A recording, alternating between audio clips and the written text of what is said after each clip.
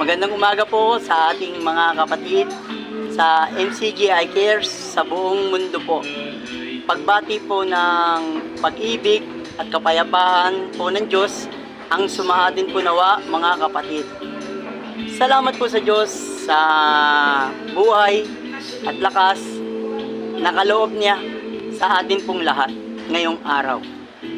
Salamat po sa Diyos sa mabuting pagkakataon na makasangkapan tayo sa paggawa ng kanyang kalooban, sa tulong at awa po ng Diyos, makapagtagumpay ako sa aking paggawa. Mga kapatid, araw po ng ating pagkakatipon, ang ating pong prayer meeting.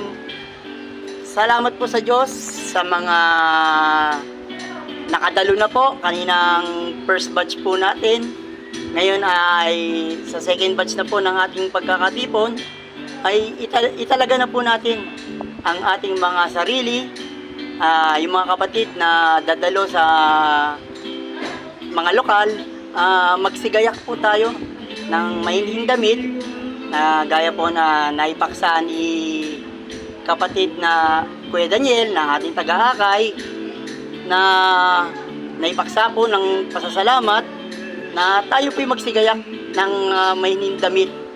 At lagi niyo pong paalala palagi na huwag po natin pababayaan ng ating pagkakatipon. Kaya mga kapatid sa MCG Eye Cares, dalo na po tayo.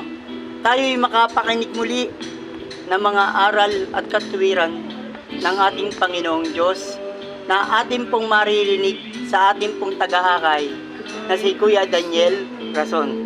Salamat po sa Diyos at magandang umaga po sa inyong lahat.